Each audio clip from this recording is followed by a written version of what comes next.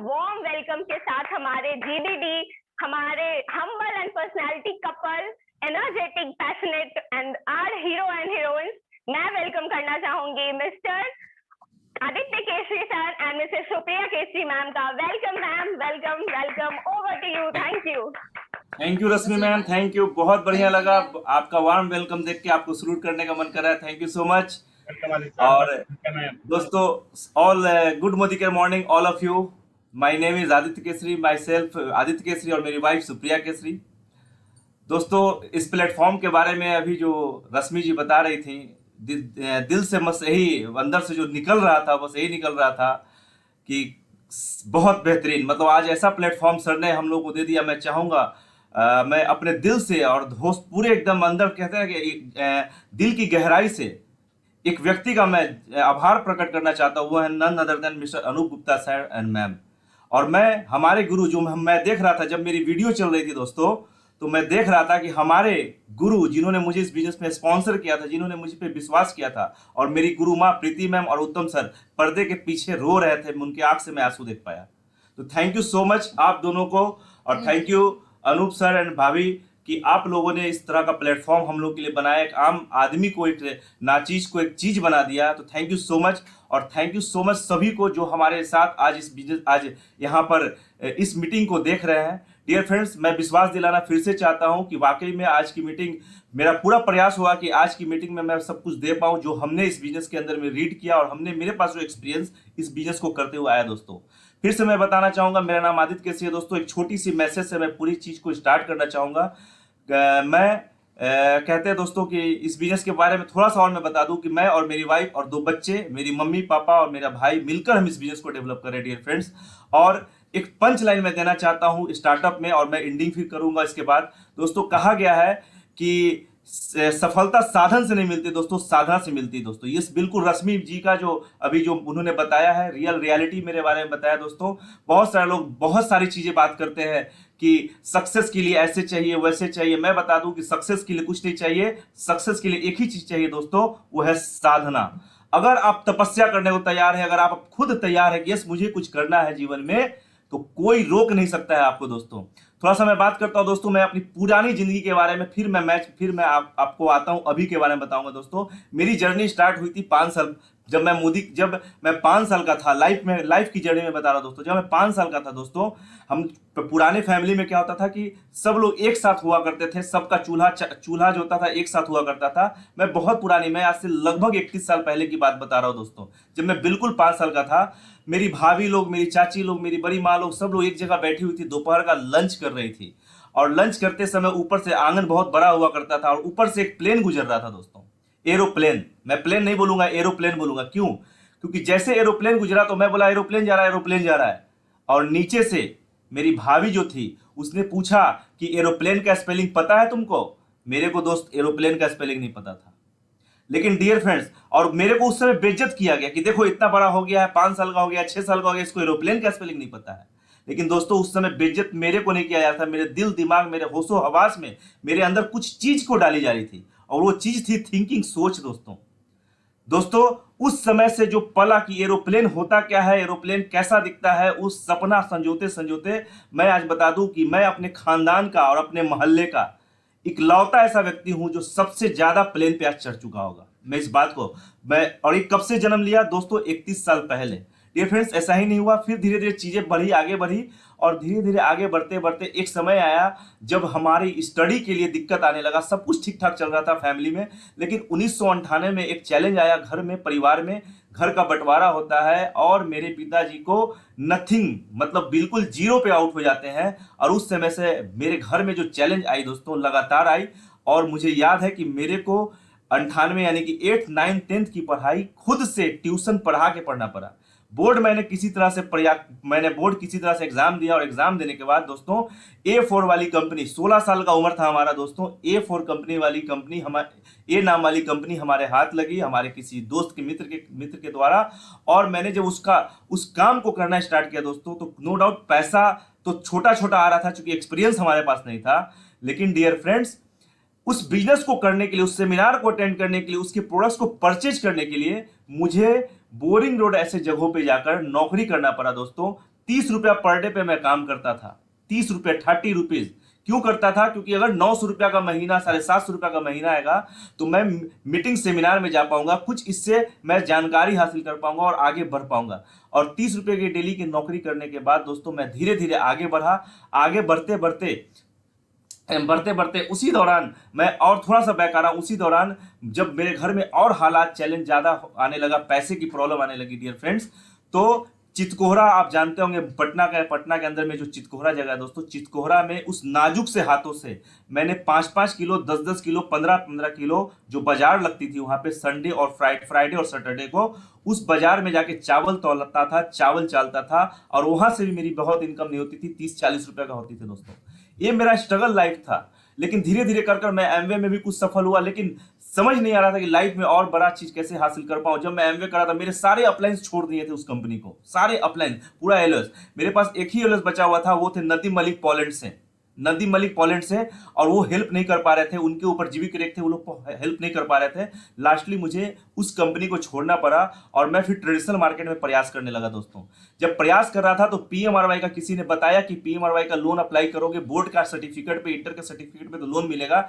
1 लाख रुपया का loan apply किया था दोस्तों, और 48,000 रुपये मात्र मुझे मिला था। बीच का जो बिचौलिया था उसने पैसा खा गया। और हमने एक छोटे से दुकान, मोबाइल का इजी रिचार्ज का दुकान खोला था। इजी रिचार्ज का दुकान खोला दोस्तों। इजी रिचार्ज का दुकान धीरे धीरे सक्सेस हो गया। उस समय रिलायंस इंडिया में आ चुकी थी और हम लोगों ने रिलायंस का खूब प्रोडक्ट बेचा और बेचते बेचते उस वहां से पैसा हमने बनाया। लेकिन साथ साथ डायरेक्ट सेलिंग में कुछ कुछ खट्टा मीठा अनुभव लेते रहा। तो क्या हुआ दोस्तों कि उसके बाद वो दुकान को मैंने बड़ा किया, हम और मेरा भाई मिलकर हम लोगों ने दुकान को बड़ा किया। उसके बाद धीरे धीरे लाइफ अच्छा होने लगा दोस्तों। उसके बाद मैंने दूसरा व्यापार किया, कपड़े का शोरूम खोला। फिर तीसरा व्यापार किया, जेंट्स का शोरूम खोला। और दोस्तों धीरे धीरे सैमसंग मोबाइल का पूरा पटना में मैंने एजेंसी ले लिया। मैं पटना इसलिए बता रहा हूं दोस्तों कि मैं पटना का रहने वाला हूं। मैं कैसे यहाँ पे आया मैं इसके बारे में जरूर आपको बताऊंगा। तो उस समय से सब कुछ अच्छा चल रहा था दोस्तों, लेकिन बहुत अच्छा चल रहा था। लेकिन लाइफ में कहा जाता है कि हर एक समय आने के बाद आपको शादी विवाह करना होता है। और मैं अपने लाइफ में कमिटमेंट कर लिया था कि जब भी शादी करूंगा लव मैरिज करूंगा, क्योंकि मैं जिद्दी था दोस्तों। लव मैरिज करूंगा और उस लव का नतीजा मेरी वाइफ निकली दोस्तों। और वाइफ तो आई, लेकिन जब घर की मैं बात करता हूं दोस्तों, जब जीवन की बात करता हूं, तो जब मैं शादी किया था दोस्तों तो बहुत हाई फाई, बहुत ही अच्छे तरीके से किया था। जब मैं पैसा बना रहा था तो पावर भी बना रहा था दोस्तों। अच्छे अच्छे मंत्रियों से हमारा संपर्क हो चुका था, अच्छे अच्छे बिजनेसमैन से संपर्क हो चुका था, थाना पुलिस सब हमको जानते थे। और मैं पटना में जब शादी किया था तो दोस्तों वो सारे लोग हमारे साथ उस शादी में अवेलेबल थे, सारे लोग। लेकिन दोस्तों जैसे कहा जाता है ना कि जैसे लाइफ वो नीचे आती है ना, तो फिर जाके वो पावर भी आपका छिन्न हो जाता है, खत्म हो जाता है दोस्तों। ऐसा ही मेरी जिंदगी में हुआ दोस्तों। हुआ क्या दोस्तों कि एक व्यक्ति मेरे लाइफ में आया, मेरा पुराना मित्र था, और उस व्यक्ति के आते के साथ मेरे जीवन में इतना ज्यादा दुखों का पहाड़ टूट पड़ा कि मेरे से लगभग 33 लाख रुपया कैश अमाउंट हमसे उसने किसी इनडायरेक्टली रूप में किसी काम के एवज में पैसा लिया। और वो 9-2-11 हो गया दोस्तों, रफू चक्कर हो गया, जिस कारण हमारा जिंदगी बिल्कुल तहस नहस हो गया। इतना तहस नहस हो गया दोस्तों कि हर कुछ जाने लगा। एक पैसा को चुकाने के लिए दूसरा पैसा को चुकाने के लिए तीसरा पैसा, ऐसे करते करते मैं बहुत कर्ज में आ चुका था। लगभग करोड़ों के कर्ज में आ चुका था। और करोड़ों के कर्ज में आने के बाद दोस्तों दुकानें बिकी, दुकानें गया, घर मकान गया, सब कुछ धीरे धीरे चला गया दोस्तों।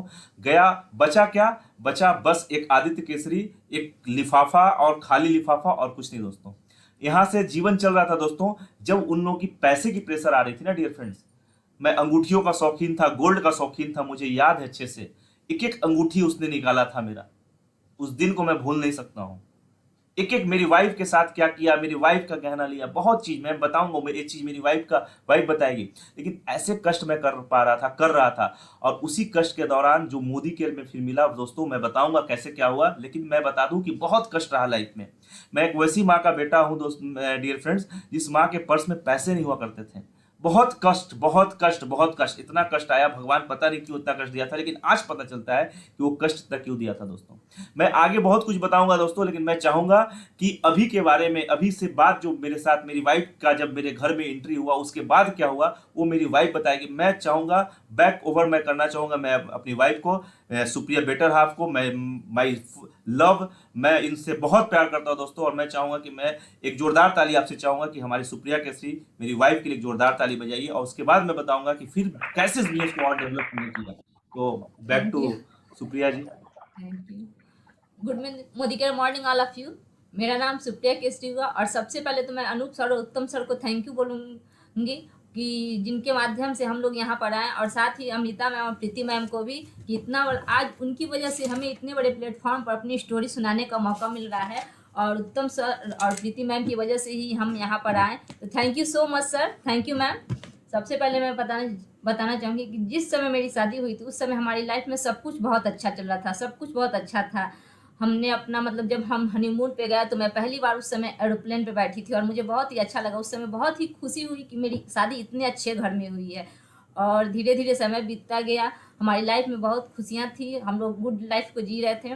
फिर उसके बाद जब मेरी फर्स्ट बेटी होने वाली थी, तो मतलब जब ये तो पता नहीं होता है किसी को कि कब लेबर पेन स्टार्ट हो जाए चेकअप, तो सर ने कहा कि उस समय क्या समय रहेगा नहीं रहेगा, हम एक गाड़ी परचेज कर लेते हैं। तो उस समय सर ने वर्ना जो एक लग्जरी गाड़ी होती है उसको सर ने परचेज किया डिलीवरी के ठीक 1 महीने पहले। तो ये सब मेरी फैमिली को भी बहुत अच्छा लगता था कि मैं अपनी लड़की की शादी कितने अच्छे घर में किया हूँ। तो ये सब कुछ बहुत अच्छा चल रहा था, समय बहुत अच्छा था। फिर सर ने जैसा कहा कि एक बार इनकी एक फ्रेंड का हमारी लाइफ में आगमन हुआ, और हमारा जीवन मतलब बिल्कुल तहस नहस हो गया। तो ऐसा एक समय आया कि हमारी लाइफ से सब कुछ धीरे धीरे धीरे धीरे ख़त्म होते गया, और हमारे ऊपर कर्ज बढ़ते गया। हम बिल्कुल बैंकक्रप्ट हो चुके थे, यहाँ तक कि हम रोड पे आ चुके थे, हमारे पास कुछ भी नहीं था, और लेनदार का आना जाना स्टार्ट होने लगा था। और ये सब चीज़ जब मैं देखी तो मुझे बहुत ही मतलब घबराहट होती थी, प्रॉब्लम होता था, क्योंकि इससे पहले मैंने कभी ऐसा चीज़ फेस नहीं किया था। और एक बार एक लेनदार ने इन्हें अपने पास बुला लिया और बोला कि मैं जब इनको तब तक नहीं दूंगा, जब मतलब भेजूंगा जब तक आप लोग कुछ मतलब मेरा पैसा जो है वो नहीं देंगे। और आप सोच सकते हैं कि उस समय मेरे पास जो भी ज्वेलरी थी, मैंने सब कुछ, एक मंगलसूत्र को छोड़कर मैंने अपना सारा ज्वेलरी को मतलब उन लोगों को दे दिया, यहाँ तक कि अपनी एंगेजमेंट रिंग भी दे दी। और इस चीज़ के लिए मुझे अभी भी बहुत लगता है कि मेरी अंगूठी निकल गई हुआ मेरे हाथ से।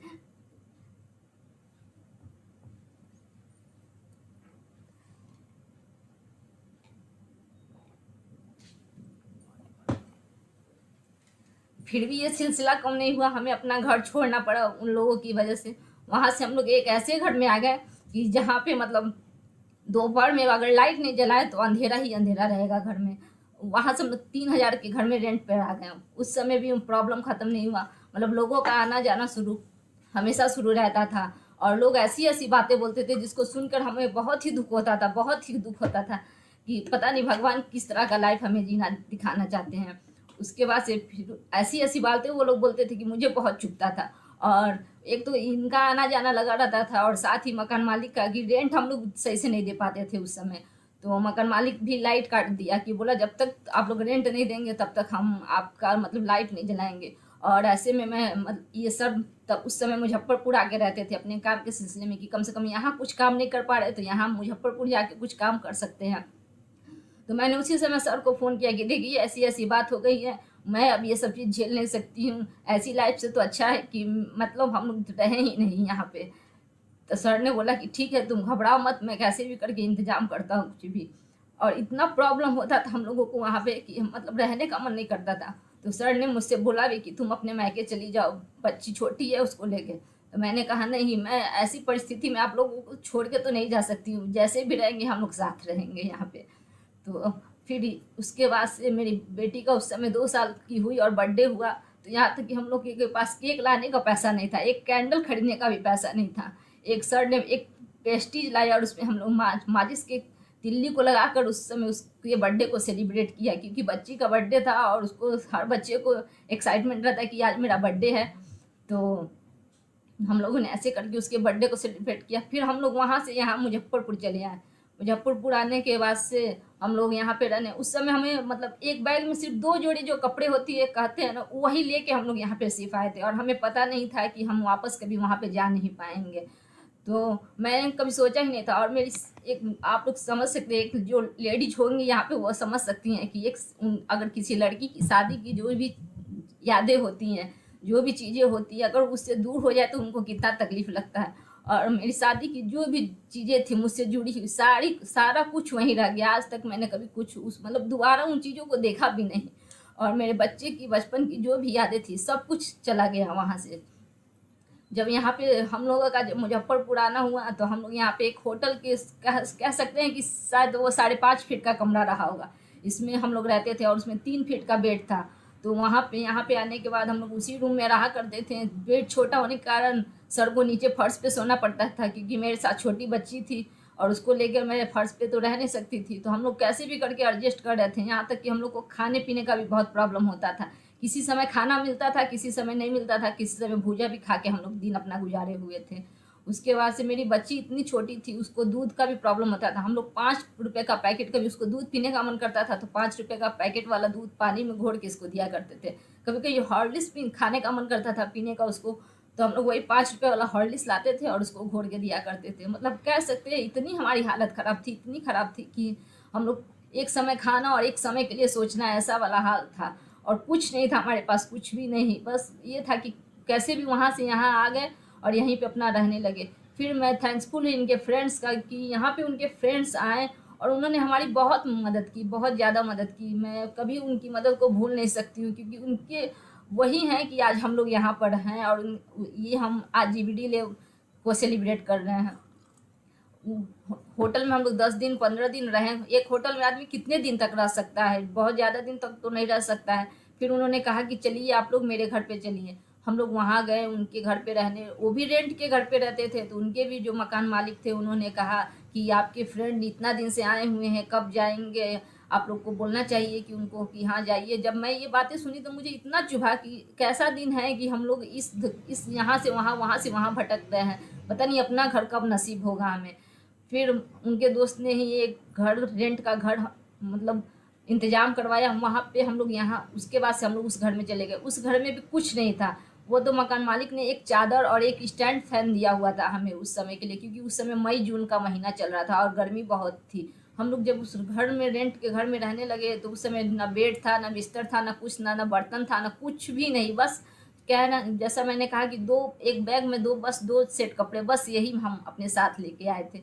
उन्होंने ही हमें टेंट हाउस से गद्दा का इंतज़ाम करवाया। उसके बाद से उन्होंने ही घर में कुछ बर्तन, गैस, ये सब का इंतज़ाम कराया। हम लोग के मतलब हम लोग जो स्टैंड फैन था उसको फर्श पे रख कर ईंटे के सहारे रोक कर और मतलब उससे सोया करते थे। और तकिया के वगैरह कुछ भी नहीं, मतलब फर्श पे ऐसे ही सो जाना उस टेंट हाउस वाले गद्दे पर। ऐसे करके हमारा समय बीतता गया।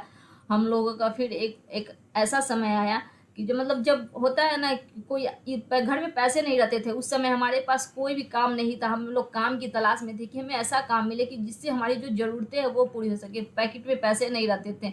कभी कोई चंदा 50 रुपये का चंदा मांगने भी आता था तो हम लोगों को लगता था कि क्यों आया है मेरे यहाँ पर पैसा मांगने के लिए। अगर ये 50 रुपये भी, 30 रुपये, 50 रुपये भी मेरे पास रहेगा तो कम से कम जो अभी हमारी ज़रूरत की चीज़ें वो तो हम पूरी कर सकते हैं। मतलब उस समय वो 50 रुपया भी किसी को देने में हम लोगों को बहुत अखरता था। और उसके बाद से मैं थैंक्सफुल हूँ भगवान का कि उन्होंने उत्तम सर को और राजेश सर को हमारे यहाँ भेजा। और उस समय सर ने हमें प्लान दिखाया और हमने मोदी केयर के प्लान को देखा। और हमारे पास मतलब कोई चांस ही नहीं था कि हम लोग ना कहें चाहे कुछ भी। हम लोग बाई चॉइस इस बिज़नेस को उसी समय बोला कि हाँ हम इस बिज़नेस को करेंगे। और सर ने हमें प्लान दिखाया, हमें बहुत अच्छा लगा। उस समय सर ने, राजेश सर ने हम लोगों को अपना चेक दिखाया था। उस समय सर का जब मैंने चेक दिखा तो मैंने इनसे कहा कि सच में इस बिज़नेस में इतने पैसे भी आते हैं 1 महीने में? तो सर ने कहा हाँ ज़रूर आते हैं, आपको विश्वास नहीं हो रहा? हम कह नहीं सर, मतलब इतना प्रॉब्लम झेलने के बाद अगर इतना ऐसे देखूंगी मैं तो मुझे कैसे यकीन होगा। पर सर ने कहा कि नहीं आते हैं, अगर आप लोग चाहे तो इससे भी ज़्यादा पैसे आ सकते हैं इस बिज़नेस से। तो हम लोगों ने उसी समय डिसीजन लिया कि नहीं हम मोदी केयर को करेंगे। कोई काम तो है नहीं हमारे पास, इसी को करके देखते हैं, पता नहीं कहीं लक हमारा साथ दे दे और इतने जो प्रॉब्लम्स को हमने झेला है वो शायद ख़त्म हो जाए। उसके बाद से फिर हम लोगों ने इस बिज़नेस को स्टार्ट किया। सर जैसे तैसे, सर के आप लोगों ने गाने में देखा होगा कि इस जो बाइक थी उसकी हालत क्या थी, और उसी बाइक से सर काम पर जाया करते थे। और तब मेरी फैमिली के लोग मुझे बोलते थे कि हस्बैंड को समझाती नहीं हो कि इस बिज़नेस से क्या होने वाला है, इस बिजनेस से क्या होगा, कुछ नहीं होगा, परिवार बढ़ रहा है, बच्चे बड़े हो रहे हैं, और इस पहले भी नाकामी मिली है और अभी भी नाकामी मिलेगी, बोलो उसको कि ये काम नहीं किया करे। फिर भी मैं अपने कभी भी इनके कान में ये बात नहीं जाने देती थी कि हाँ फैमिली के लोग मना करते हैं या कुछ भी। मैं हमेशा जैसे भी हो सका मैंने इनका सपोर्ट किया, और हमारा बिजनेस धीरे धीरे आगे बढ़ा। और तब उस समय भी मतलब घर पे जब लोग आते थे तो उस समय भी वहाँ के मकान मालिक को अच्छा नहीं लगता था कि आप लोग के यहाँ इतना इतना लोग आते हैं, हमें अच्छा नहीं लगता है, कहीं और इंतजाम करिए, इतना लोग का आना जाना। मतलब हम लोग हमेशा प्रॉब्लम से घिरे रहते थे और समझ नहीं आता था। फिर भी हम लोगों ने कैसे भी करके मैनेज करके अपने काम को कभी पीछे मतलब रोका नहीं, आगे बढ़ते चले गए, उस काम को स्टार्ट भी किया। उसके बाद से जब सर यहाँ आए तो उसके बाद जब हमें धीरे धीरे हम लोग मेहनत करते गए और हमें अचीवमेंट मिलता गया। और मैं फर्स्ट बार जब इस मोदी केयर के ट्रिप से गोवा गई थी तो मुझे बहुत अच्छा लगा था। जब मैं गोवा गई तो मुझे मतलब लगा कि मैं यहाँ कहाँ आ गई हूँ, मैं किस जगह पर थी और आज मैं किस तरह के होटल्स में किस तरह के रूप में आ गई हूँ। मुझे बहुत अच्छा लगा वहाँ का व्यू। तो मेरी फैमिली जो जानती थी, मैं मतलब मेरी फैमिली को कभी मेरे से नहीं पता चला कि हाँ इसको कितना प्रॉब्लम झेल रही है, चाहे कितना प्रॉब्लम में है, कभी क्या फेस कर रही है। जब दूसरे से पता चला तो उस समय मेरे मम्मी पापा ने फ़ोन करके मुझसे कहा कि बेटा तुम इतने प्रॉब्लम में और कभी तुमने मुझसे कुछ बताया नहीं। और जब मैं उस जगह पे पहुंची तो जब मैंने वहाँ का व्यू दिखाया तो उन लोगों को इतना अच्छा लगा कि आज मेरी बच्ची कहाँ पहुंच गई है।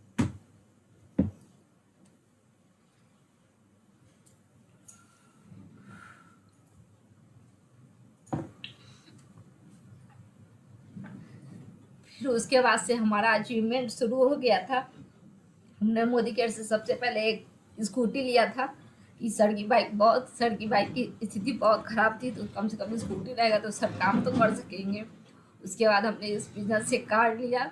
हम लोग मतलब फर्स्ट टाइम फॉरेन ट्रिप जाने का मौका मिला हमें। मैं सिंगापुर गई, मलेशिया गई। मुझे बहुत प्राउड है इस बात पे कि मैं अपनी फैमिली की ऐसी फर्स्ट लड़की हूँ जो सिंगापुर गई। और इस बात पे मेरे मम्मी पापा भी मुझ पर बहुत ही गर्व करते हैं कि पहले एक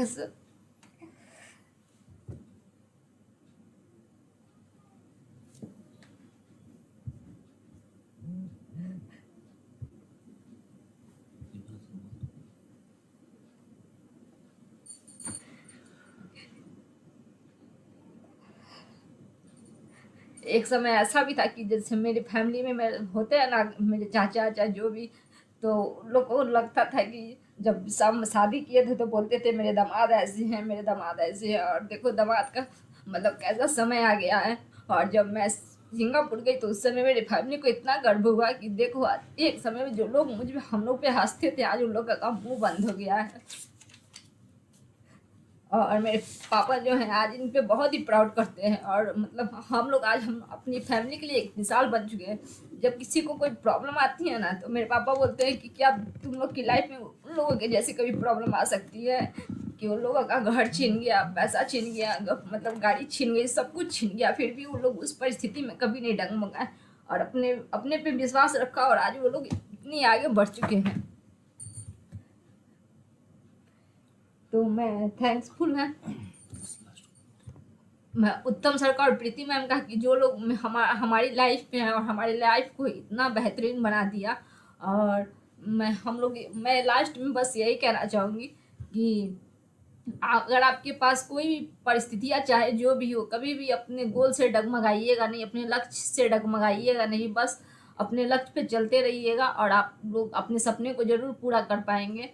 और मैं थैंक्सफुल हूँ उत्तम सर, प्रीति मैम का, अनूप सर, अमृता मैम का, रवि सर, रोशी मैम का, राजेश सर, मनीषा गंजन मैम का कि हमें इतने अच्छे अपलाइन मिले कि उन्होंने हमेशा हमारा सपोर्ट किया और आज हम यहाँ पर हैं। और साथ ही समीर सर का और सुरेखा मैम का जिन्होंने हमें हमेशा गाइडलाइन किया है। मैं लास्ट में यही कहना चाहूँगी कि हम लोग मोदी केयर में आने से पहले सड़क पर पड़े एक साधारण से पत्थर के समान थे और आज मोदी केयर ने हमें एक चमकता हुआ सितारा बना दिया। तो थैंक यू सो मच, क्योंकि हम लोग जितना उत्तम सर को, प्रीति मैम को थैंक यू बोले उतना कम है। Thank you sir. Thank you so much sir, thank you so much.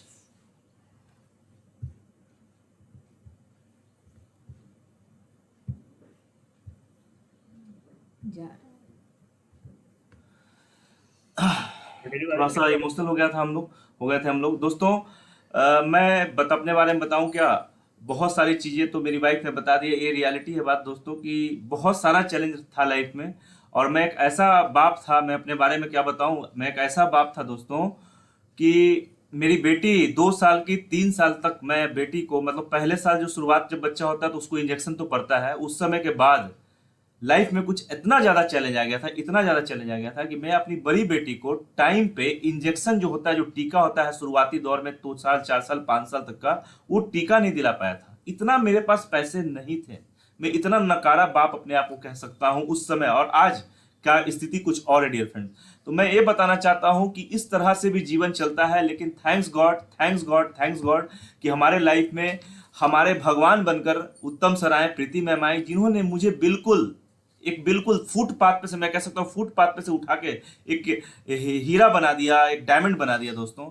मैं जब मोदी के स्टार्ट किया था इस मुजफ्फरपुर में आके डियर फ्रेंड्स, तो उसके बाद बहुत सारे लोग बोलते हैं सर कि मेरे पास कपड़े नहीं, ऐसे नहीं। मेरे को याद है, जो एक ब्रांडेड कपड़े का नीचे नहीं, कपड़ा उसके नीचे नहीं पहनता था आदित्य केसरी, ब्रांडेड शू के नीचे नहीं पहनता था आदित्य केसरी, उस व्यक्ति को मोदी केयर करने के पहले जाकर फुटपाथ पे से हमने 2-2 3-3 जोड़ियां कपड़ा ले लेके 350 रुपया में शर्ट पैंट लेकर, उसको सिलाकर 150 रुपया देकर सिलाकर, मैंने 500 रुपये में एक शर्ट एक पैंट बनाकर सर काम किया है हमने। कुछ लोग बोलते हैं जूता और इस चीज के बारे में, मेरे को याद है, अच्छे से याद है कि इसी ठंड, मतलब जब ठंड का मौसम आया था, तो उस ठंड के मौसम में जाकर कानपुर बाजार से डियर फ्रेंड्स, कानपुर जो बाजार लगता है जहां जूता बिकता है फुटपाथ पे से, वहां पे 300-300 रुपया का, 350 रुपया का, 250 रुपया का जूता लेकर हमने काम किया है। हमने सामने वाले को अपने कभी भी डाउनलाइन को फील नहीं होने दिया कि मेरे पास किसी चीज का दिक्कत है। मेरे को याद है जब मैं इस बिजनेस को कर रहा था तो मेरी बाइक की कितनी हालत खराब थी, मतलब एक टायर में 2-2 मतलब ट्यूब लगा के काम चलाना पड़ता था। आप पिक्चर जब देखेंगे तो उसमें फील होगा, ऐसा नहीं कि कुछ झूठ, सब चीज सच्चाई दोस्तों। लेकिन उसके बाद धीरे धीरे चीजें बदली दोस्तों, टीम बनना स्टार्ट हुआ, इतना प्यारा टीम मिला दोस्तों जिसका मैं जीवन भर शुक्रगुजार रहूंगा।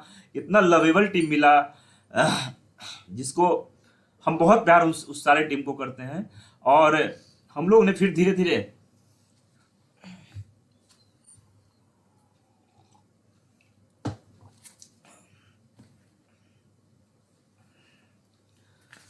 हम लोगों ने उस चीज को फिर धीरे धीरे बढ़ाना स्टार्ट किया, और फिर उसके बाद धीरे से फिर एक छोटी सी उपलब्धि हासिल हुई।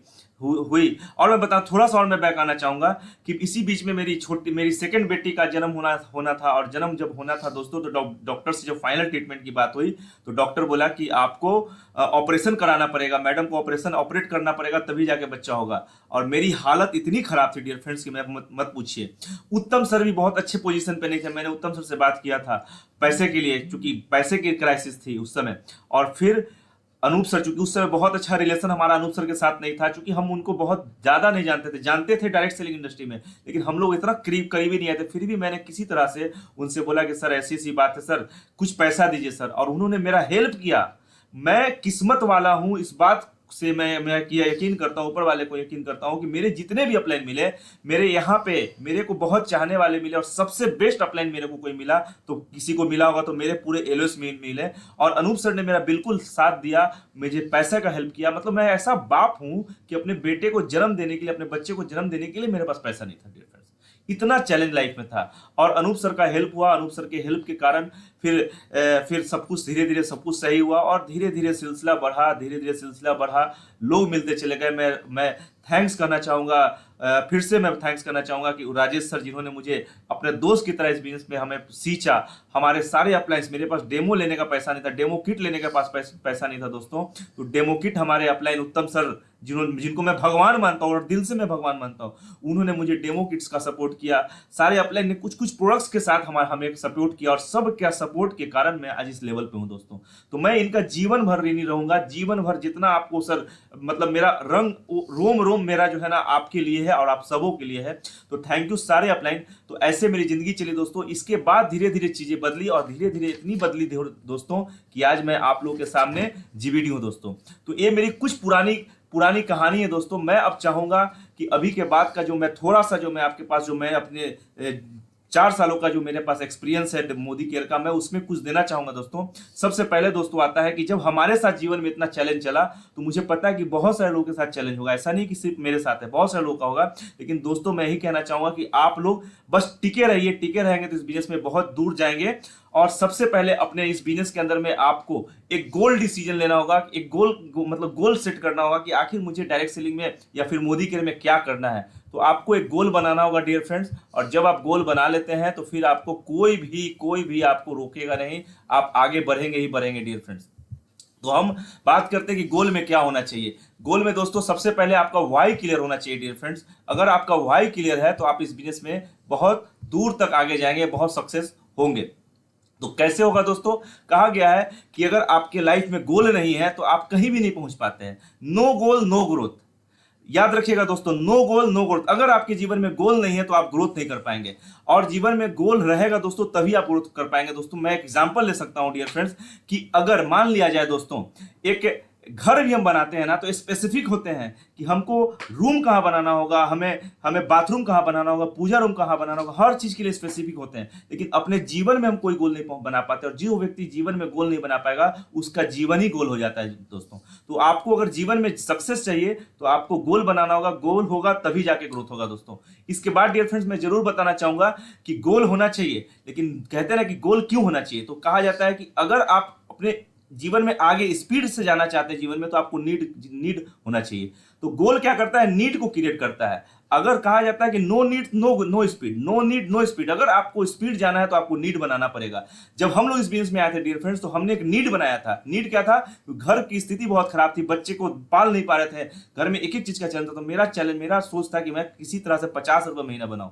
तो 50 रुपये बनाने का जब मैंने लिया तो उसके हिसाब से मैं काम किया, तो उसके हिसाब से स्पीड बढ़ा। और मैं यहाँ पे एग्जाम्पल दे सकता हूं आपको, अगर किसी व्यक्ति को आप स्पॉन्सर करते हैं या फिर आप खुद अपने आप में ले सकते हैं, आपका अगर नीड 30,000 रुपया का, या आपने किसी को स्पॉन्सर किया उसका नीड 30,000 रुपया का है, एक और व्यक्ति को आप स्पॉन्सर करते हैं उसका नीड 1,00,000 रुपया का है, तो स्पीड कौन दौड़ेगा दोस्तों, स्पीड वो दौड़ेगा जिसकी इनकम 1,00,000 रुपया, जो 1,00,000 रुपया बनाना चाहता है। यानी कि अगर आप नीड को बड़ा करेंगे तो स्पीड ऑटोमेटिकली बड़ा होगा। तो हमको सबसे पहले काम करना होगा, अपनी इच्छा शक्ति को, अपनी नीड को बड़ा करना होगा। और मैं आपको बता दूं कि हम दोनों का नीड बहुत बड़ा है दोस्तों, जरूरत बड़ा है, इसीलिए हम बहुत भाग रहे हैं। और मैं दोस्तों बताऊंगा आपको कि एग्जांपल में ले सकता हूं कि नीड होना चाहिए, लेकिन नीड बर्निंग होना चाहिए। जब तक इच्छा के पीछे एक आग नहीं लगेगी ना, तब तक आप आगे नहीं बढ़ेंगे दोस्तों। आज हम लोग या फिर जितने भी लोग आज सक्सेस हो रहे हैं, वो इसलिए सक्सेस हो रहे हैं, या फिर किसी भी इंडस्ट्री में सक्सेस हो रहे हैं तो इसलिए हो रहे हैं क्योंकि उनके पीछे में एक आग लगा हुआ है। मैं एग्जांपल लेना चाहूंगा, मैंने कभी मीटिंग में बताया था दोस्तों, मैं विकल्प देना चाहता हूं आपको। मान लिया जाए एक बेटा है, एक बाप है जिसका इकलौता बेटा है, पानी बहुत तेज हो रहा है, ठंड का मौसम है, पानी बहुत तेज हो रही है दोस्तों, और ओला भी हो रहा है, बर्फ भी गिर रहा है, और बेटा बोलता है पापा डेयरी मिल्क चाहिए। तो कोई पिता डेयरी मिल्क लेने जाएगा, बोलेगा यार तेरे को भी डेयरी मिल्क सूझ रहा है क्या, अभी पानी इतना हो रहा है, उस बात को टालेगा। एक दूसरा विकल्प मैं देता हूं दोस्तों कि एक बेटा, इकलौता ही बेटा है उसी बाप का, और उस बेटे का आज बर्थडे है, और आज बर्थडे है दोस्तों, और पानी काफी हो रही है। अब बाप क्या करेगा, अब केक बुकिंग भी किया हुआ है, तो अब बाप क्या करेगा, बाप टालेगा। 2 बज रहा है, 3 बजे मैं जाऊंगा, 3 बजे पानी नहीं छूटेगा, 4 बजे मैं जाऊंगा, 4 बजे पानी नहीं छूटूंगा, 5 बजे, मतलब क्या करेगा, वो टालेगा उस बात को, उस समय तक टालेगा जब तक उसका एकदम नीड नहीं हो जाएगा। और दोस्तों तीसरा विकल्प देता हूं कि वही बाप है जिसका बेटा को 103 डिग्री बुखार है, और ठंड से कपकपा रहा है, एकदम कपकपा रहा है, बहुत कपकपा रहा है, उसको फीवर लगा हुआ है, सर दर्द कर रहा है, और पानी उतना ही तेज हो रहा है, बर्फ उतना ही तेज पड़ रहा है। अब वो बाप क्या करेगा, अब वो बाप रुकेगा नहीं दोस्तों, अब वो बाप भागेगा, डॉक्टर के पास जरूर जाएगा। तो कहते हैं दोस्तों कि जब तक आपका नीड नहीं है, जब तक आपकी बर्निंग डिजायर नहीं है, तब तक आप सक्सेस नहीं हो पाएंगे। मैं एक बात बताना चाहता हूं दोस्तों, मान लिया जाए एक व्यक्ति 103 डिग्री बुखार है, और उसको बोले टहलने के लिए चलना है, वो टहलने के लिए नहीं जाएगा, लेकिन उसके पीछे एक बुलडॉग छोड़ दीजिए। अब वो रुकेगा नहीं बेड पे, वो भागेगा इतना कि उसको पता है कि अगर नहीं भागेगा, अगर बुलडॉग काट लेगा ना तो 6 इंची का गड्ढा कर देगा। वही व्यक्ति जिसको एक दोस्त बोल रहा है चलो टहल के आता हूं, नहीं टहलने जाएगा, लेकिन 103 डिग्री बुखार के बाद अगर उसके पीछे बुलडॉग छोड़ दीजिए, एक बैल छोड़ दीजिए, तो भागेगा बहुत दूर तक। डियर फ्रेंड्स, एक क्या है, ये एक नीड है, ये वाई है कि आपको वाई मोदी केयर में क्लियर करना पड़ेगा। आज बहुत सारे लोग मोदी केयर में ज्वाइन करके भी मोदी केयर में सक्सेस नहीं हो रहे हैं, क्योंकि उनका नीड अभी तक नहीं क्लियर है। क्यों करना है मोदी के लिए पता ही नहीं। अगर आपने नीड अपना क्लियर कर लिया तो आपका स्पीड ऑटोमेटिकली बढ़ जाएगा दोस्तों। तो नीड को बढ़ाइए, स्पीड आपको ऑटोमेटिकली बढ़ेगा। अब डियर फ्रेंड्स मैं बात करूंगा कि वाई क्लियर हो गया तो फिर काम क्या करना होगा, कैसे काम करना होगा। तो काम क्या करना है दोस्तों, बहुत सिंपल है चीजें। आपको प्रोडक्ट यूज करना होगा, 100% आपको प्रोडक्ट यूज करना होगा। जो हम लोगों ने किया, मेरी वाइफ नहीं बता पाई, हमने माइंडसेट किया था। मेरी बेटी को याद है मुझे कि मेरी बेटी को दूध पिलाने के लिए मेरे पास पैसा नहीं था। आज मेरे घर पे कोई भी आ जाइए, मैं 4-4 कार्टून में बता रहा हूं दोस्तों, मैं 4-4 कार्टून स्ट्रॉन्ग स्मार्ट स्टॉक में रखता हूं, जितना एक डीपी पे नहीं रहता वो उतना। और जब भी मेरी लॉयल्टी, मेरे घर में 2-2 आईडी पे लॉयल्टी चलता है, वो भी 100 पीवी वाली। जब भी लॉयल्टी का जो परचेजिंग होता है तो सबसे पहले मैं स्ट्रॉन्ग स्मार्ट ही खरीदता हूं, क्योंकि मुझे उस दिन को याद है जिस दिन मैं 5 रुपए का दूध का पैकेट लाके, व्हाइट पाउडर वाला पैकेट लाके उसको पिलाता था। मैंने सोच लिया था कि नहीं, अब ऐसा नहीं। तो मेरे घर में 4-4 कार्टून स्ट्रॉन्ग स्मार्ट पड़ा रहता है। और मैं बता दूं, मेरे घर में 6-6 3-3 बेटियां हमारी, 2 बेटी और मेरे भाई की बेटी, 3-3 बेटियां हमारी। उस तीनों के लिए स्ट्रॉन्ग स्मार्ट खुला रहता है, जितना यूज करना करो क्योंकि उसके लिए दिक्कत नहीं है। क्यों? क्योंकि 100, मुझे पता है कि अगर मैं 100% प्रोडक्ट यूज करूंगा तो लोग भी यूज करेंगे। तो आपको सबसे पहले 100% प्रोडक्ट यूजर होना होगा दोस्तों। उसके बाद मैं बात करता हूं दोस्तों कि आपको एक लिस्ट बनाना होगा। मोदी केयर में कहा था 4 basic: list, contact, plan, follow up. List, contact, plan, follow up, इसी का तो बिजनेस है। बिजनेस में बहुत ज्यादा माथा नहीं लगाना, हम लोग माथा लगा देते हैं, दिमाग लगा देते हैं। लिस्ट बनाना है। लिस्ट क्यों बनाना है दोस्तों? कहा गया जितनी जिसकी बड़ी लिस्ट होगी उसका बिजनेस उतना हिट होगा। क्यों? क्योंकि लिस्ट बहुत ज्यादा इंपॉर्टेंट दोस्तों। हम लोग लिस्ट नहीं बनाते, हमको रिटर्न लिस्ट बनाना होगा। और लिस्ट किन लोगों का बनाना है? प्रोस्पेक्ट का लिस्ट बनाना है। एक एग्जाम्पल मैं देना चाहता हूं दोस्तों। 2 दोस्त, मेरे को याद है बचपन में जब गोलियां खेलते थे लोग, कंचे खेलते थे, तो क्या होता था, 1-2 व्यक्ति होता था, 3-4 लोग खेलता था। जिस व्यक्ति के पास 4 गोलियां होती थी वो क्या करता था डियर फ्रेंड्स, उस गोली को जब उसको पिलाना रहता था ना तो पूरा एकदम नापता था, सेंटीमीटर, अल्फा गामा बीटा सब वो नाप लेता था उसी एज में। और 4 गोली उसको पिलाना रहता था, पता चलता 4 ही गोली उसके पास बचा हुआ, पिलाने का कोशिश कर रहा है, 1 नहीं पिला, 2 नहीं पिला, 3 नहीं पिला, 4 नहीं पिला, वो फेल हो जाता था। लेकिन जिसके पास 100 गोलियां होती थी, 50 गोलियां होती थी, वो क्या करता था, गोली आराम से पैकेट से निकालता था, मुट्ठी भर भरता था और ऐसे फेंक देता था। एक गोली जाके उस छेद में, उस होल में पिल जाता था, वो बंदा जीत जाता था। फिर दूसरा बार आता था, उल्टा मुंह करता था, फेंकता था, फिर गोली एक ना एक गोली उस छेद में, होल में चली जाती थी और वो जीत जाता था। इसका मतलब क्या हुआ दोस्तों कि जितनी बार लोगों का लिस्ट है, आप फेंकते रहिए, प्लान करते रहिए, उसमें से एक ना एक व्यक्ति, कोई 10 में से 1 व्यक्ति प्लेटिनम चला जाएगा, 1 व्यक्ति जीबीडी चला जाएगा, 1 व्यक्ति क्राउन चला जाएगा, 1 व्यक्ति डायरेक्ट, आपका बिजनेस हिट हो जाएगा। इसलिए आपके पास लिस्ट होना चाहिए डियर फ्रेंड्स। विदाउट लिस्ट आप इस बिजनेस में हिट नहीं कर सकते, तो लिस्ट आपको बनाना पड़ेगा दोस्तों। इसके बाद आता है दोस्तों कॉन्टैक्ट एंड इनवाइट। आपको प्रोस्पेक्टिंग करना सीखना पड़ेगा। विदाउट प्रोस्पेक्टिंग आप आगे नहीं बढ़ पाएंगे। आपको कैसे प्रोस्पेक्टिंग करना है, बहुत सारा यूट्यूब पे, बहुत सारा सुरेखा भार्गव मैम के चैनल पे बहुत सारा वीडियो बना हुआ है, जिसको आप देख के आप सीख सकते हैं कि मुझे कॉन्टैक्ट कैसे करना है।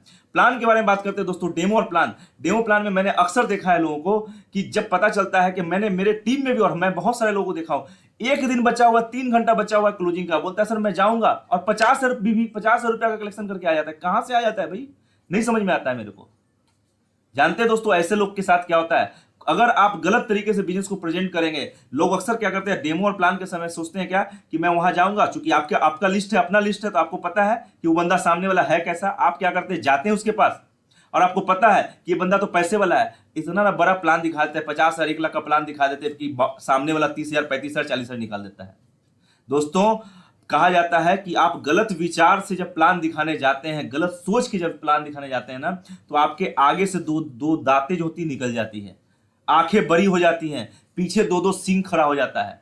और जैसे इस तरह का चीज होता है ना, तो सामने वाला व्यक्ति समझ जाता है कि ये व्यक्ति अब आदमी मानव से राक्षस की तरफ जा रहा है, इसके साथ ज्वाइन नहीं करना है। लेकिन जैसे ये सोच के जाते हैं कि किसी व्यक्ति को हेल्प करना है, मोदी केयर का बेस्ट अपॉर्चुनिटी उसके शेयर करना है दोस्तों, और उसके जीवन से तकलीफें दूर खत्म कर देंगे। जैसे आज उत्तम सर ने मुझे एक अच्छा सोच के साथ, उन्होंने मुझे मेरे पास आकर प्लान दिखाए थे, तो आज उनकी तरक्की देखिए। तो जब आप सही सोच के साथ किसी प्रोस्पेक्ट के साथ मीटिंग करते हैं ना, तो आपके पीछे एक प्रभा मंडल, एक आभा मंडल जग जाती है दोस्तों। और उस आभा मंडल जगने के कारण क्या होता है, वो व्यक्ति बोलता है कि नहीं, मुझे इसी व्यक्ति के साथ बिजनेस करना है। वो व्यक्ति, मेरे को याद है कि मैं जहां भी गया हूं, मैक्सिमम मैं बात कर रहा हूं दोस्तों, कि मैं जहां भी गया हूं वहां से रिजल्ट लेकर आया हूं, क्योंकि मुझे रिजल्ट निकालने आता है, क्योंकि मैं सामने वाले व्यक्ति के घर से रिलेशन बनाता हूं, उसको फैमिलियर बनाता हूं, उसकी फैमिली के साथ प्यार करने लगता हूं, और वो व्यक्ति बोलता है ऐसा ही व्यक्ति की तो खोज है। तो डियर फ्रेंड्स, मैं ये बताना चाहूंगा आपको कि आपको प्रोस्पेक्टिंग प्लान, डेमो प्लान बढ़िया से करना है, एक पॉजिटिव वे में करना है, एक पॉजिटिव वेव छोड़ के करना है। इसके बाद दोस्तों आती है बात फॉलोअप, जिसको स्टार्टअप आप कहते हैं। फॉलोअप दोस्तों लोगों का अलग अलग मानना है, कि मेरा मानना है कि फॉलोअप जीवन भर चलता है, 24 घंटा ही नहीं 48 घंटा। मेरे साथ मुझे पता है कि लोग मेरे साथ 6 महीने 8 महीने साल भर बाद लोग आए ज्वाइन किए मेरे साथ मोदी केयर। मैं ही बताना चाहता हूं दोस्तों कि फॉलोअप एक ऐसा प्रक्रिया डियर फ्रेंड्स, कि एक एग्जाम्पल में ले सकता हूं कि एक ऐसा एग्जाम आप देने जा रहे हैं जिस एग्जाम का क्वेश्चन जो है, क्वेश्चन जो है पहले से ही लिखा है। एक ऐसा एग्जाम आप देने जा रहे हैं जिसका क्वेश्चन पहले से ही लिखा है। आपको करना क्या है, आपको उस क्वेश्चन का जवाब रट लेना है और आपको जाके जवाब उसका लिख देना है। मोदी केयर में फॉलोअप में क्या क्वेश्चन किया जाता है, वही 2 4 10 क्वेश्चन होता है, जिसको आप अपलाइन के साथ बैठ के याद कर लीजिए और उसी का तो जवाब बार बार देना है। तो कौन सा बिजनेस में बहुत बड़ा पहाड़ है, आप बिजनेस में आगे बढ़ सकते हैं दोस्तों। तो आपको क्या करना है, 4 बेसिक पे काम करना है। इसके बाद मैं बात करूंगा दोस्तों कि 4 बेसिक के साथ साथ आपको सिस्टम के साथ अडेप्ट होना है। सिस्टम है क्या, सिस्टम क्यों जरूरी है डियर फ्रेंड्स, माहौल से ही सारा कुछ बदलता है। कहा जाता है जैसी रंगत जैसा दोस्त वैसा, जैसा कहते हैं ना कि जैसी रंगत वैसी, जैसी संगत वैसी रंगत, जैसा आहार वैसा व्यवहार। मैं डियर फ्रेंड्स सिस्टम के बारे में बताना चाहूंगा। सिस्टम एक अंगीठी की तरह है डियर फ्रेंड्स, सिस्टम एक अंगीठी की तरह है। एक अंगीठी में धड़कता हुआ अंगीठी है, उसमें कोयला है, तो उस कोयले से क्या हो रहा है, एक आग निकल रही है, उससे लोग आटा मतलब कह सकते हैं घर का सारा खाना बना लेते हैं, चाय पी लेते हैं, अपने पेट पूजा कर लेते हैं। लेकिन जैसे उस अंगीठी में से एक कोयले को बाहर निकाल दीजिए, वो धधकता हुआ कोयला बुझ जाएगा दोस्तों, वो धधकता हुआ कोयला बुझ जाएगा। लेकिन जैसे उस कोयले को फिर उसमें डालेंगे, वो क्या होगा, फिर से वो हिट हो जाएगा, फिर से वो आग, वो बर्निंग हो जाएगा। इसका मतलब क्या है कि एक कोयला का सही माहौल क्या है, कोयला का सही सिस्टम क्या है, कोयला का सही माहौल है सर उसका आग का भट्टी, उसका अंगीठी, उसमें जब तक रहेगा वो धधकता रहेगा।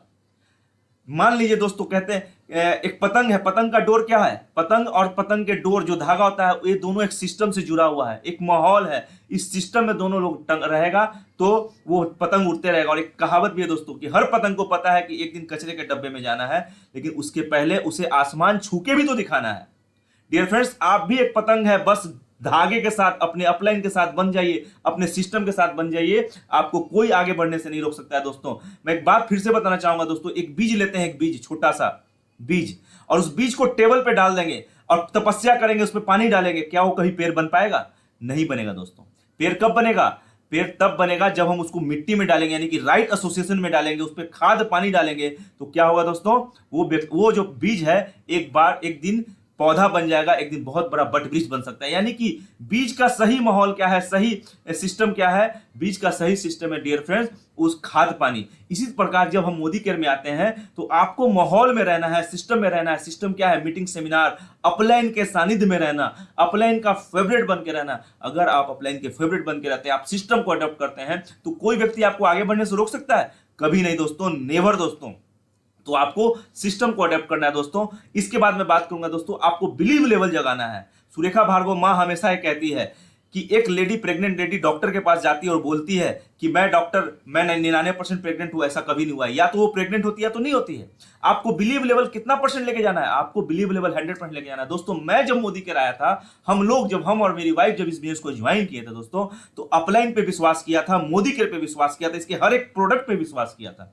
मुझे पूरा यकीन था अपने हर एक डाउनलाइन पे, उन सबके यकीन के साथ समीर मोदी सर पे यकीन था, मुझे पूरे मैनेजमेंट टीम पे यकीन था कि मुझे पता था कि यही कंपनी एक दिन मुझे आगे बढ़ाएगी दोस्तों, और हुआ भी यही दोस्तों। तो आपको बिलीव लेवल बढ़ाना है दोस्तों। मैं एक छोटी सी कहानी बताऊंगा एक लाइन में दोस्तों। डियर फ्रेंड्स, हुआ क्या, दो दोस्त था, बहुत करीबी दोस्त था, बहुत अच्छी मित्रता था। दोनों का पढ़ाई लिखाई एक साथ, दोनों का कपड़ा लत्ता भी एक ही कलर का लोग पहनता था, इतना ज्यादा दोनों में दोस्ती थी। और एक सच्ची घटना है डियर फ्रेंड्स, ये सच्ची घटना है डियर फ्रेंड्स, याद रखिएगा। तो क्या हुआ दोस्तों कि वो दोनों का जब बड़े हो गए तो कैरियर बनाने की बात आई, तो लोग सोचे कि चलो इंडियन आर्मी को ज्वाइन करते हैं। तो दोनों फॉर्म भरा, फिजिकल इंटरव्यू दिया, सब कुछ हुआ, दोनों का सिलेक्शन हो गया। और दोनों का सिलेक्शन एक ही रेजिमेंट में हुआ इत्तेफाक से। और उस वक्त सर इंडिया और चाइना का युद्ध चल रहा था दोस्तों। इंडिया और चाइना का युद्ध चल रहा था। उन दोनों को एक साथ भेजा गया लड़ाई में। बहुत सारे लोग गए तो उन दोनों को ही भेजा गया। क्या हुआ दोस्तों, लड़ाई करते करते उसका एक दोस्त चाइना के साथ लड़ाई करते करते उसका एक दोस्त कब चाइना बॉर्डर क्रॉस कर गया, चाइना का एलओसी कब क्रॉस कर गया उसको पता नहीं चला। और उधर से तबातोड़ गोली चल रही थी चाइना की तरफ से, उसके दोस्त को पूरा का पूरा छन्नी कर दिया गया, गोलियों से भूंज दिया गया। दोस्त उसका गिर गया जाकर। इधर से जो इधर वाला दोस्त था वो देख रहा था कि मेरे दोस्त को गोली लग गया है, उसको बचाने जाना है। कैप्टन से बार बार बोला, सर मुझे जाने दीजिए, ब्रिगेडियर से मुझे जाने दीजिए, मैं अपने दोस्त को लेकर आऊंगा। तो उसका जो कैप्टन था उसने बोला कि नहीं, तुम्हारा दोस्त शहीद हो चुका है। फिर भी बोला कि नहीं सर मुझे जाना है। वो किसी तरह से गया, इधर से बैक सपोर्ट दिया गया गोलियों से, और वो बंदा जब उसको लेकर आया तो डियर फ्रेंड्स, इसका जो बॉस था, जो कैप्टन था, वो बोला कि मैंने तुम्हें कहा था ना कि तेरा दोस्त शहीद हो चुका है, तुम अपने जान पे जोखिम लेके मत जाओ, लेकिन तुम गए। तो मालूम है दोस्त जो था, जो जिंदा दोस्त जो उसको लेकर आया था, उसने क्या कहा? उसने कहा सर कि जब मैं उस बॉर्डर को एलओसी क्रॉस किया था, उस समय मेरा दोस्त सर मरा नहीं था, मेरा दोस्त शहीद नहीं हुआ था, मेरा दोस्त जीवित था। और उसका आखिरी शब्द क्या था सर? आखिरी शब्द था कि मुझे यकीन है दोस्त कि तुम मुझे लेने जरूर आओगे। डियर फ्रेंड्स, मैं यही बताना चाह रहा हूं इस बिजनेस के अंदर में कि अगर आपको अपने अपलाइन पे यकीन है, अगर आपने अपलाइन पे 100% यकीन कर लिया उस दोस्त की तरह, तो इस बिजनेस में आपको कोई नहीं रोक सकता है जीवीडी बनने से, कोई नहीं रोक सकता है स्मैक मेंबर बनने से। दोस्तों, मैंने यही यकीन अपने अपलाइन पे किया था। मैंने उत्तम सर से लेकर, अनूप सर से लेकर, राजेश सर को लेकर, रवीश सर को लेकर, और महागुरु हमारी सुरेखा भार्गव, सब पे यकीन किया था, पूरा यकीन किया था 100% कि ये जो व्यक्ति हैं, ये जो लोग हैं, मुझे आगे जरूर बढ़ाएंगे। इसके बाद दोस्तों आता है एक्शन। अगर आप एक्शन नहीं करेंगे, कहा जाता है दोस्तों positive thinking with positive action. आप कहा जाता है दोस्तों कि इस बिजनेस में एक्शन कैसे करना है। एक्शन या तो फास्ट करेंगे या तो फर्स्ट करेंगे। अक्सर लोग ज्वाइन कर लेते हैं मोदी केयर और आराम से करते हैं। ये बिजनेस आराम से करने का नहीं है डियर फ्रेंड्स, ये बिजनेस या तो फास्ट करने का है या तो फर्स्ट करने का है। मैं आपको कुछ लोगों का नाम गिनाना चाहूंगा डियर फ्रेंड्स। जैसे इन बिहार का पहला जीवीडी कौन? First GVD Bihar Rajesh Gupta. बिहार का फास्टेस्ट जीवीडी कौन? Mr Anoop Gupta sir. बिहार के पहले बीएमडब्ल्यू अचीवर कौन? मिस्टर उत्तम गुप्ता सर। नॉर्थ बिहार का पहला जीवीडी कौन? आदित्य केसरी। नॉर्थ, मैं क्या बताना चाह रहा हूं दोस्तों, या तो बिजनेस में फर्स्ट करना है या तो फास्ट। राजेश सर ने फर्स्ट किया था, अनूप सर ने फास्ट किया था, उत्तम सर ने फर्स्ट किया था, आदित्य केसरी ने फर्स्ट किया था, और भी बहुत सारे लोग हैं, मैं नाम नहीं लेना चाहता हूं। राकेश सिन्हा, मैं नाम लेना चाहता हूं, Rakesh Sinha, Navneet sir, Amit Sinha, RP sir, ये सब लोग इस बिजनेस में तहलका इसलिए मचा पाए हैं क्योंकि इन लोगों ने फास्ट या फिर फर्स्ट का दिमाग लगाया। इस बिजनेस को डियर फ्रेंड्स आपको करना है, या तो फास्ट करे या तो फर्स्ट करे। अगर स्लो चलिएगा तो बिजनेस में कुछ नहीं होगा दोस्तों। और पॉजिटिव थिंकिंग के साथ, किसी ने कहा था, मोहम्मद अली को हमने सुना, आज भी उसका मैं देख रहा था, तो मोहम्मद अली का एक पंचलाइन हुआ करता था, I am a winner, I am a champion, I am a winner, I am a champion. लेकिन ऐसा नहीं दोस्तों, वो बोलता था I am a winner, I am a champion, उस वक्त नहीं बोलता था जब वो भूजा खाता था, तब जब वो ईटिंग करता था, तब जब वो प्रैक्टिस करता था, तब बोलता था I am a winner, I am a champion. मैं क्या बताना चाह रहा हूं दोस्तों कि आप भी बोलेंगे घर में बैठे बैठे I am a GVD, I am a GVD, I am a GVD, मैं 5 लाख पे चले जाऊंगा, मैं कर लूंगा, नहीं होगा दोस्तों। आपको जैसे मोहम्मद अली, जो महान, उसको क्या ग्रेट बॉक्सर कहा जाता है दोस्तों, उस ग्रेट बॉक्सर कब I am winner, I M champion बोलता था? जब वो पंच करता था, तब जब वो प्रैक्टिस करता था, जैसे पंच करता था, बोलता I am winner, I M champion. इसी प्रकार दोस्तों, यानी कि वो क्या कर रहा था कि वो अपने आप से सेल्फ बात भी कर रहा था, सेल्फ टॉक भी कर रहा था, और साथ में पंच भी कर रहा था, यानी कि प्रैक्टिस, यानी कि एक्शन भी कर रहा था दोस्तों। आपको भी, हम लोग में गलती क्या होता है, आई एम ए विनर बोलते हैं, आई एम ए चैंपियन बोलते हैं, आई एम ए टाइगर बोलते हैं, आई एम ए जीवीडी बोलते हैं, I am a 1 lakh achiever बोलते हैं, 1 लाख अचीवर, लेकिन उस समय प्रैक्टिस नहीं कर रहे होते हैं। प्रैक्टिस करते समय बोलिए दोस्तों, आपको एक्शन करना है, प्लान दिखाइए, बोलिए yes I am a GVD, हर प्लान बोलिए और मैं जीवीडी, जब भी प्लान कीजिए मैं बोलिए कि yes I am a GVD, I am a GVD, मुझे पूरा यकीन था दोस्तों कि मैं ही नॉर्थ बिहार का पहला जीवीडी बनूंगा, और मैं बना। और मैं इस बात को गारंटी के साथ बोल सकता हूं दोस्तों कि मैं ही नॉर्थ बिहार का पहला सबसे बड़ा अचीवर हूं, और आगे भी रहूंगा। आज मेरी जो सोच है 5 लाख रुपए, मैं 5 लाख रुपए कमा के रहूंगा, ये शुरुआत है दोस्तों। कहते हैं दोस्तों ना कहते हैं दोस्तों कि शेर के बच्चों को शिकार और बनिए के बच्चों को व्यापार करना नहीं सिखाया जाता है दोस्तों। मैं गरीब घर में जरूर जन्म लिया था, लेकिन सोच शुरू से बड़ा था, इसीलिए 45,000 रुपया, जब मैं 30 रुपया काम करता था, तब मैं एमवे ऐसी कंपनी में टॉप एलोस को लीड कर रहा था। मैं सोच के कारण आगे था। मैं क्या बताना चाह रहा हूं दोस्तों, बहुत बार जब मैं बोलता हूं कि महीने का 30 करोड़ कमाई, 30 करोड़ चाहिए ना, तो लोग हिल जाते हैं, लोग बोलते हैं पागल हो गया, सन की है। नहीं दोस्तों, मैं तो हजारों करोड़, बनिया का बच्चा हूं, मैं तो हजारों करोड़ कमाने आया था, हजारों करोड़, और अभी तो मैं छोटा सा पैसा कमा रहा हूं।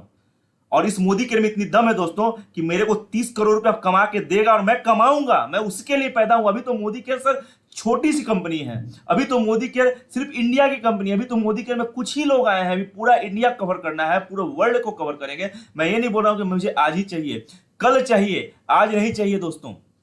तो मैं ये बताना चाह रहा हूं कि आपको क्या करना है, एक्शन करना है। मैंने दोस्तों कुछ पॉइंट आपको दिया, लास्ट में मैं तब बताना चाहता हूं तो दोस्तों DTPU पे काम करना है, ड्रीम पे काम करना है दोस्तों। ड्रीम को बड़ा कीजिए और लिखिए दोस्तों।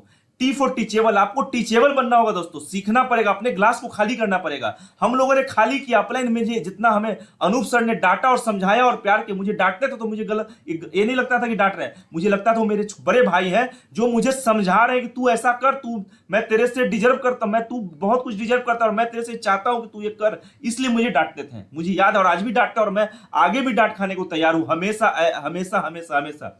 तो मैं दोस्तों मैं बताना चाहूँ, डी फॉर ड्रीम बड़ा कीजिए, टी फॉर टीचेबल बनिए, पी फॉर प्यूरिटी लाइए, ईमानदार बनिए। अगर आप मेरे टीम में बहुत सारे बेईमान लोग आए, बहुत सारा बिजनेस ऊपर नीचे उतार चढ़ाव मेरे साथ किया, लेकिन फर्क नहीं पड़ा, आदित्य केसरी आज भी अडिग है, आज भी अडिग है दोस्तों। और यू फॉर अर्जेंसी, आपको अर्जेंसी में काम करना है। आप बहुत सारे लोग आके जो आराम से करते हैं ना, आराम से करने का बेस नहीं मेरे फ्रेंड, मैं फिर से हाथ जोड़ के विनती करता हूं कि आराम से नहीं कीजिए, फास्ट कीजिए, अर्जेंसी में रहिए। तो डियर फ्रेंड्स, ये मैं कुछ बातें किया, मेरे हिसाब से मेरा टाइम ओवर हो चुका है डियर फ्रेंड्स। मैं यही चाहूंगा, आपसे बोलना चाहूंगा कि जीवन में सक्सेस होना है डियर फ्रेंड्स, सक्सेस होने के लिए कुछ चीजें चाहिए। लास्ट में एक दो चीजें मैं बात करूंगा, लास्ट में सिंपल सा बात, कि लोग बोलते हैं लक और लक से काम चलता है दोस्तों, लक से बिजनेस नहीं होता है, और लक तब भी होता है जब प्रिपरेशन करते हैं तब। मेरा मानना है लक वर्सेस प्रिपरेशन, लक के साथ आपको प्रिपरेशन करने की जरूरत है डियर फ्रेंड। लक के साथ प्रिपरेशन कैसे, मैं एक छोटी सी कहानी बताऊंगा, एक लाइन की कहानी दोस्तों। हमारे एक बहुत अच्छे मित्र हैं आज भी, जो MBA किए होते हैं और काफी अच्छा स्कूल कॉलेज से भी, वो कलकत्ता, अभी वो कलकत्ता में था, बेंगलोर में है, कोरोना तो पिछले 1 साल पहले बेंगलोर में ट्रांसफर हुआ उनका। और उनका क्या मैं बताऊं, मेरा चाइल्डहुड फ्रेंड है, तो वो उसको बहुत अच्छा और पढ़ने में काफी टैलेंटेड था। तो क्या हुआ दोस्तों, उसको जो जॉब प्रिपरेशन MBA करने बाद उसको जो जॉब करने की बात आई, तो जॉब का 5-6 जगह से फॉर्म भरा, 6 जगह से इंटरव्यू का आया कॉलिंग। तो पहला जब इंटरव्यू उसने दिया तो वो इंटरव्यू पास नहीं कर पाया, इंटरव्यू में सेलेक्ट नहीं हो पाया। बोले क्या दिक्कत है, पांच जॉब है, एक चला गया, एक में नहीं हुआ तो कोई दिक्कत नहीं। वो सेल्फ कॉन्फिडेंस उसका भरा हुआ था। उसने दूसरा इंटरव्यू, उसमें भी नहीं उसका हुआ, तीसरा इंटरव्यू दिया, तीसरे में भी नहीं हुआ। अब इस बार थोड़ा सा और सज धज के गया, तरीके से प्रिपेयर होके गया, चौथा इंटरव्यू दिया, चौथे में भी नहीं हुआ।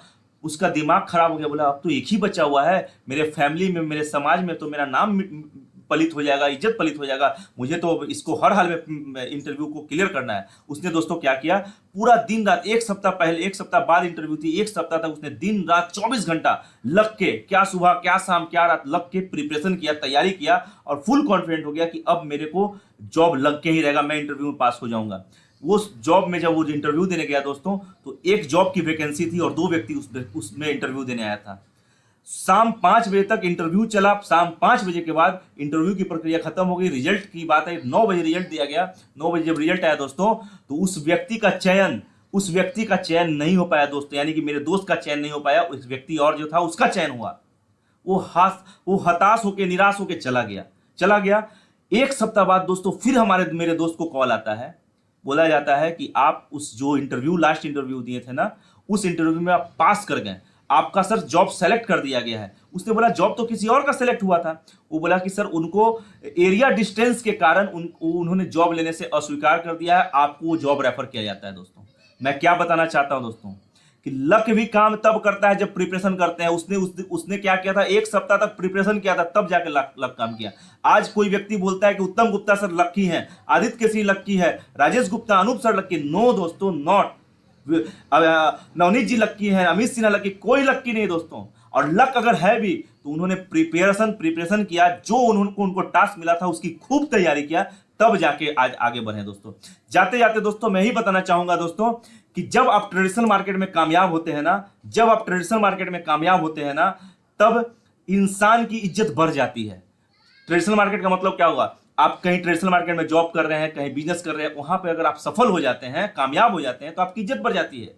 लेकिन मात्र एक ऐसा इंडस्ट्री है ट्रेडिशनल मार्केट के अलावा, मैं और किसी मार्केट की बात करूं, जहां आप कामयाब होते हैं तो कामयाबी की इज्जत बढ़ जाती है दोस्तों। और उस इंडस्ट्री को कहते हैं डायरेक्ट सेलिंग इंडस्ट्री। यस दोस्तों, जब आप डायरेक्ट सेलिंग इंडस्ट्री में कामयाब होते हैं ना, तो कामयाबी आप अपना पीठ थपथपाती है और बोलती है कि ऐसा ही व्यक्ति को तो मैं चाह रहा था कि सफल बनाऊं। वो अपने आप को चाहता है, वो बहुत अपने आप को अप्रिशिएट करता है, यानी कि कामयाबी की इज्जत बढ़ जाती है दोस्तों।